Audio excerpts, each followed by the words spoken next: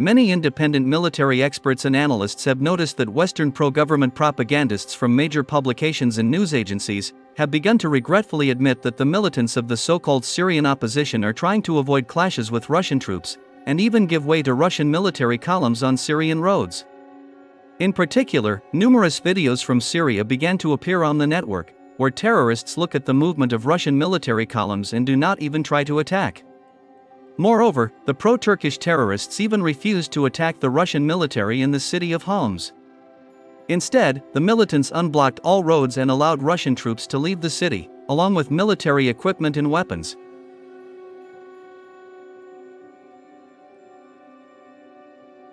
At the moment, numerous Russian military convoys are heading to the west of Syria, towards the Russian military bases in Khmeimim and Tartus. All this indicates that Vladimir Putin and Recep Tayyip Erdogan have reached certain agreements regarding the Syrian issue.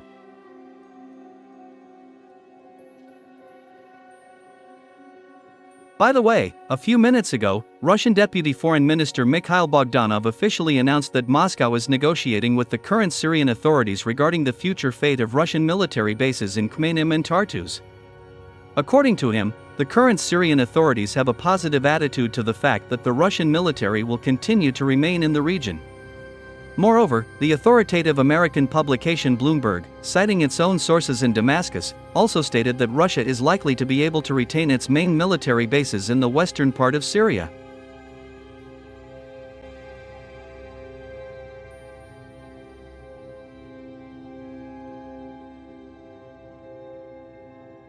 Meanwhile, on December 14, Turkish Foreign Minister Hakan Fidan made a rather sensational statement.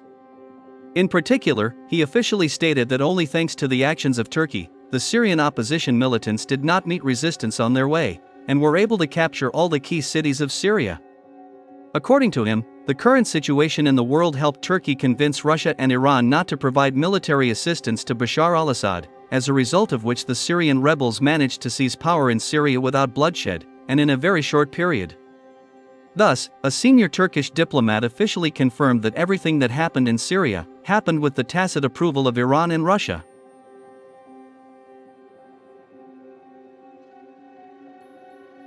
The fact that after the overthrow of Bashar al-Assad, Russia retained its embassy in Damascus and the main military bases in Tartus and Khmeimim indicates that Vladimir Putin really had some kind of agreement with his Turkish counterpart.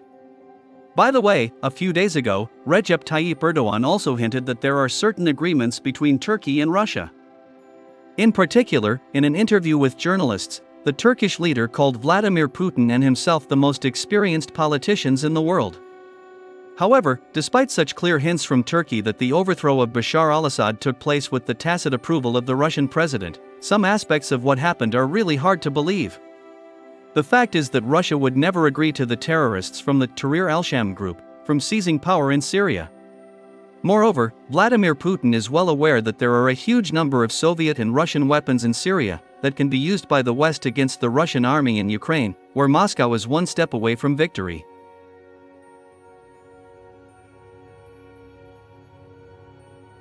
By the way, the Kremlin's fears about the large stocks of weapons of the already former Syrian army have been fully justified. The fact is that on December 13, U.S. Secretary of State Antony Blinken arrived in Turkey, where he tried to convince Recep Tayyip Erdogan of the importance of transferring all weapons of the Syrian army to the Kiev regime.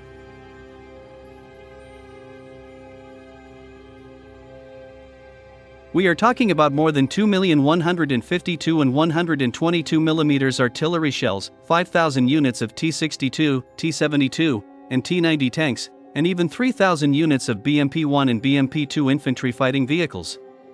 Of course, most of this military equipment is defective. However, even a small part of them can provide significant assistance to the retreating Ukrainian troops.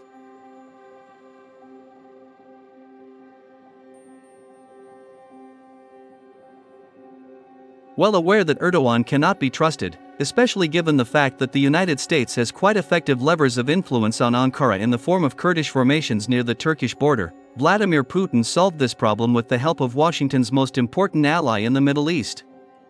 In particular, insiders in the Kremlin claim that it was after a lengthy telephone conversation between Vladimir Putin and Israeli Prime Minister Benjamin Netanyahu that the Israeli Air Force began destroying warehouses with heavy military equipment throughout Syria.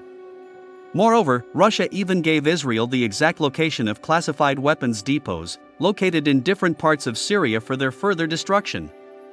It is reported that in the last 48 hours alone, the Israeli Air Force has carried out more than 200 airstrikes on these armories, destroying a huge amount of heavy equipment, including artillery shells and small arms. Moreover, on December 14, the Israeli Air Force also destroyed more than 30 military installations on the territory of the so-called IT Corps of the former Syrian army. As it turned out, these military facilities contained an electronic warfare system, radars, and communication antennas, which the United States planned to transfer to the Ukrainian army.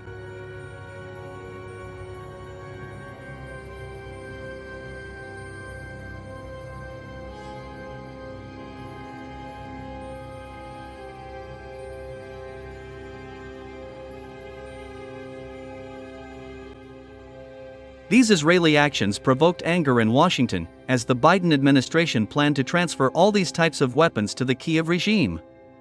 Some US senators even regarded these Israeli actions as a stab in the back. According to them, Israel provided invaluable assistance to Vladimir Putin with these airstrikes. However, the official Tel Aviv denied all these accusations. According to the Israeli authorities, these weapons depots are being destroyed in Syria solely based on Israel's national security, since all these weapons could fall into the hands of terrorist groups. Whatever it was, Israel's actions played into the hands of Vladimir Putin, and the Ukrainian army was left without weapons from Syria.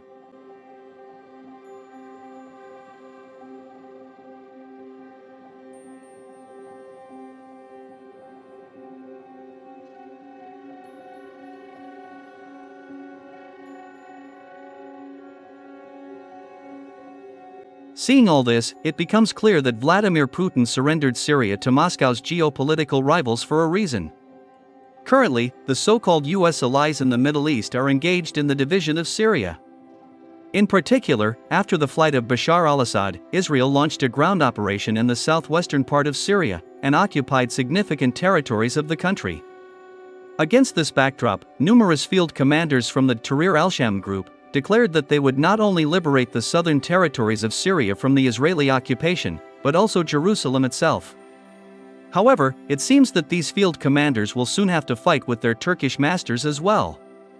The fact is that on December 13, Turkish President Recep Tayyip Erdogan, speaking to reporters, promised to rectify the mistake of the First World War, and that such Syrian cities as Raqqa, Damascus, Aleppo, and Idlib would become part of Turkey.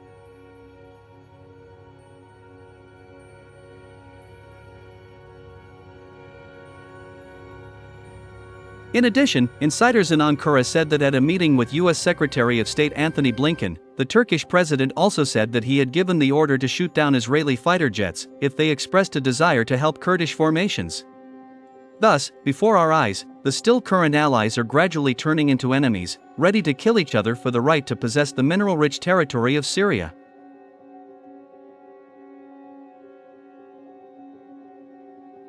Everything that is happening now in Syria is very beneficial to Vladimir Putin, since the slipping out of control terrorists, the Kurds demanding independence, and the desire of Israel and Turkey to annex Syrian territories are very distracting to the West, led by the United States. At the moment, the Biden administration is making every effort to prevent the situation in Syria from spiraling out of control once and for all. All this has a very negative impact on the Western-backed Kyiv regime, which continues to suffer a crushing defeat by the advancing Russian troops.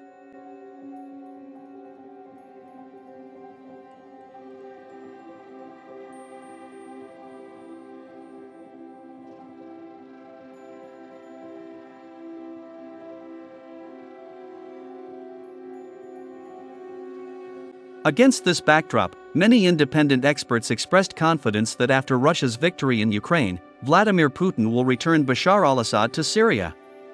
Especially given the fact that supporters of the former Syrian president are still in Syria, and even creating partisan detachments, in order to liberate their country from the US, Turkish, and Israeli occupiers.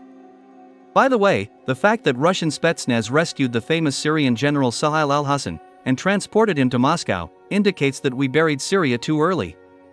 The fight for this gorgeous and beautiful country, just getting started.